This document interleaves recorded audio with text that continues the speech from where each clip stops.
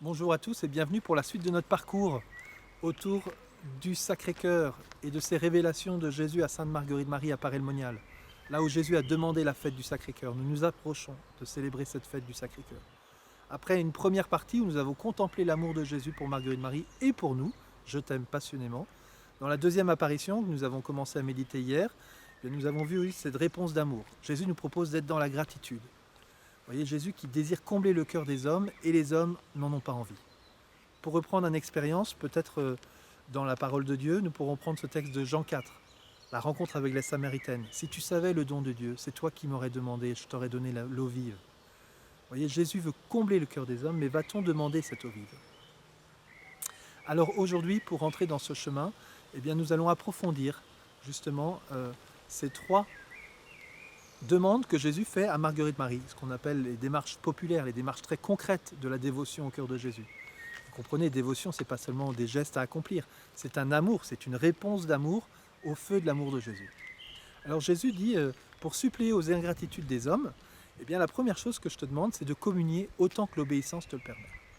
Marguerite-Marie, à son époque, on ne communiait pas beaucoup. Et Jésus lui propose donc de le recevoir dans l'Eucharistie autant qu'elle peut. Et c'est très beau parce que c'est une expression qui n'est pas scrupuleuse. Peut-être que certains d'entre vous, vous êtes scrupuleux, donc dit, il faut que j'aille tous les jours. Et en fait, Jésus dit à Marguerite-Marie, autant que l'obéissance te le permet. L'obéissance, c'est un point clé dans la vie de Marguerite-Marie. Souvent, Jésus lui demande des choses et ses supérieurs ne sont pas d'accord. Et Jésus veut qu'elle obéisse plus à ses supérieurs que ce qu'il lui a demandé. Et donc, pour nous, c'est pareil. Peut-être que notre obéissance nous oblige d'être au travail, à garder nos enfants. On ne peut pas forcément aller à la messe tous les jours. Mais Seigneur, comme Marguerite-Marie qui était enfant et qui ne pouvait pas aller à la messe non plus parce que sa famille lui interdisait de temps en temps, je tourne mon cœur vers la chapelle et je me dis tiens, il est 11h à Paray-le-Monial, la messe est à 11h avec les sœurs. Je tourne mon cœur vers cette chapelle, il est 11h et Seigneur, j'aimerais te recevoir. Aujourd'hui, je ne peux pas, mais je tourne mon cœur vers toi. En tout cas, la première consolation, la première manière d'aimer Jésus, c'est de le recevoir dans la communion. Hier, je vous évoquais, pour comprendre cette ingratitude, cette figure de Saint Jean qui est au pied du calvaire et amis et compagnons se tiennent à distance. Est-ce que nous aussi, on va rester à distance pendant la messe? Ou est-ce qu'on va s'avancer humblement pour recevoir le cœur de Jésus? Pour recevoir le corps du Christ, pardon. Livrer son corps, c'est livrer son cœur. Et parce que Jésus veut demeurer en moi. Alors Seigneur, je ne viens pas à la messe seulement parce que ça me fait plaisir, parce que seulement j'en ai besoin, mais aussi parce que tu m'attends. Tu me dis prenez et mangez, c'est ton désir, tu veux que je te reçoive, tu veux demeurer en moi. Alors peut-être que pour cela, il faut que j'aille me confesser, pour me rendre plus digne de recevoir ce saint sacrement. Mais Seigneur, je veux m'avancer vers toi pour recevoir ton corps livré. Comme Saint Jean, je veux être au pied de la croix pour recevoir ton corps et ton sang. Donc première attitude, communie autant que l'obéissance te le permet. Deuxième attitude, c'est un peu un déploiement. Est-ce que le premier vendredi du mois, eh bien, tu peux me recevoir en communion, et notamment communier pour tous ceux qui me reçoivent indignement, tous ceux qui communient sans vraiment y penser.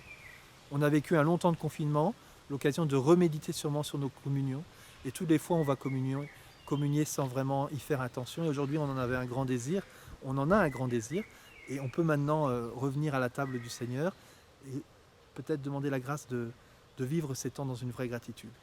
Donc premier vendredi du mois, peut-être que je ne peux pas y aller tous les jours, mais comme ami du cœur de Jésus, j'aimerais dire, tiens, c'est le premier vendredi du mois, je vais essayer d'aller à la messe.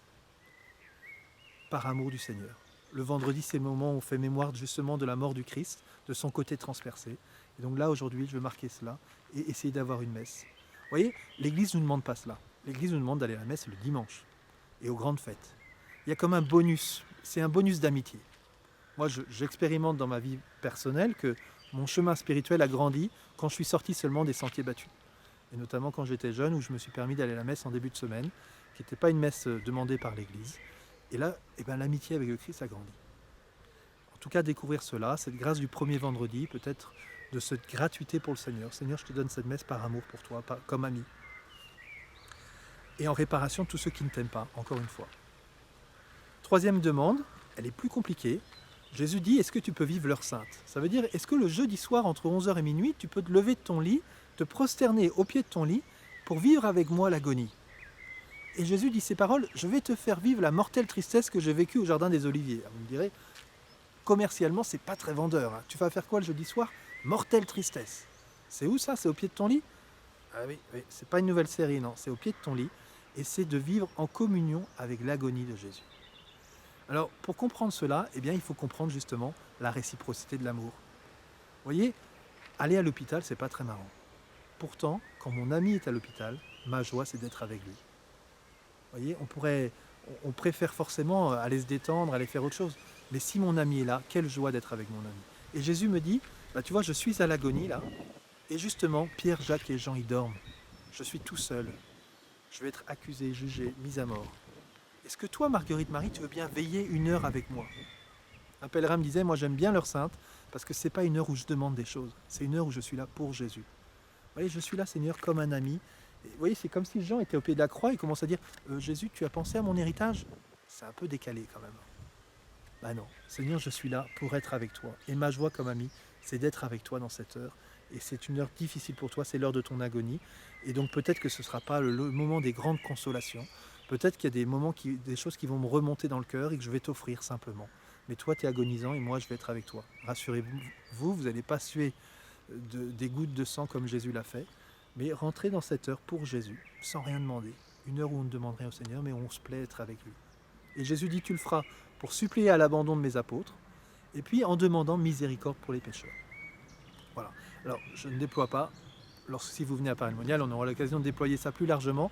Mais c'est tout le thème de la réparation qui va s'exprimer à travers les siècles. À Fatima, on retrouve la réparation. À Cracovie, on retrouve la réparation. Avec Sainte Thérèse, on retrouve la réparation dans ces petits gestes qu'elle pose. Et on comprend pas à pas que Jésus nous invite, en solidarité avec les pécheurs, à offrir nos petites contrariétés, à offrir cette heure de prière pour les pécheurs dont nous sommes les premiers. Voilà. Et notamment, le chapelet de la miséricorde qui a été donné est exactement dans ce mouvement-là. Donc dans ce deuxième temps, frères et sœurs, dans cette deuxième apparition, comme je vous le disais, après s'être reposé sur le cœur de Jésus, nous sommes au pied de la croix. Et je vous propose comme exercice aujourd'hui de prendre le temps de méditer sur cette croix, de prendre le temps de contempler votre croix, de regarder le cœur transpercé, et de contempler la tendresse et l'amour de Dieu, et de faire le choix, comme Saint Jean, de ne pas rester à distance, de vous approcher, et de recevoir ce corps livré, de recevoir l'amour du Seigneur qu'il veut vous donner. Voilà, notamment pour tous ceux qui ne veulent pas le recevoir, tous ceux qui sont indifférents au Christ, bien que vous redisiez au Seigneur votre amour pour lui en demeurant là, avec lui. Frères et sœurs, je me réjouis de ce petit parcours avec vous. Je vous retrouve demain pour rentrer dans cette troisième grande apparition et poursuivre ce parcours autour du Sacré-Cœur et de l'amour du cœur de Jésus pour chacun d'entre vous et de notre réponse d'amour.